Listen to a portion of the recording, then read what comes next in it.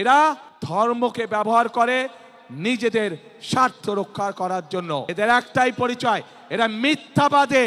একজন এবার জনাব তারেক রহমান জামায়াতে আমির ডক্টর শফিকুর রহমানরে একেবারে ধুয়ে দিল। সম্পূর্ণ ভিডিওটা দেখে যাবার অনুরোধ রইল। অবশ্যই ভিডিওতে আপনার মূল্যবান মতামত কমেন্টের মাধ্যমে জানাতে ভুলবেন না। সিনিয়র নেতা জনগণের সামনে নির্বাচনের আগে এইভাবে মিথ্যা কথা বলছে, তাদের আইডি বলে হ্যাক হয়ে গেছিল, অথচ আইডি হ্যাক হয়নি তাদের। আজ আমরা দেখেছি একটি রাজনৈতিক দলের নেতা পরিষ্কারভাবে নারীদেরকে কিভাবে অসম্মানিত করেছে, তাদেরকে খারাপ ভাষা দিয়ে অসম্মানিত করেছে। প্রিয় ভাই বোনেরা, আমাদের নবী করিম সাল্লাল্লাহু আলাইহি সাল্লাম, উনার যে স্ত্রী ছিলেন বিবি খাদিজা,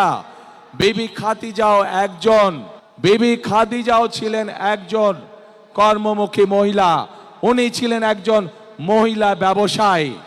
আজকে যেই দলটি, যাদের নেতা আজ বাংলাদেশের নারীদেরকে একটি খারাপ কিছুর সাথে তুলনা করেছে, তারা বলে তারা ইসলাম কায়েম করবে, কিন্তু নবী করিম সাল্লাল্লাহু আলাইহি সাল্লামের স্ত্রী পর্যন্ত, উনিও পর্যন্ত একজন ব্যবসায়ী ছিলেন।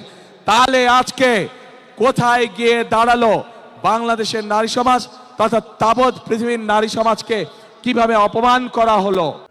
যে দলটি নির্বাচনের আগে দেশের অর্ধেক জনগোষ্ঠীকে ঘরের মধ্যে বন্দি করতে চায়, যে দলটি নির্বাচনের আগে দেশের অর্ধেক জনগোষ্ঠীকে অসম্মানজনকভাবে কথা বলে, তাহলে আপনাদের কাছে আমার প্রশ্ন, আজকে নির্বাচনে যদি তারা কোনোভাবে সুযোগ পায় নির্বাচন পরবর্তী সময়, তাহলে তাদের আচরণ কি হতে পারে?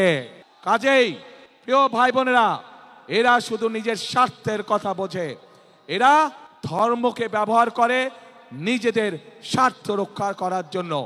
যেখানে প্রয়োজন সেখানে তারা তাদের মতন করে ধর্মকে ব্যবহার করে।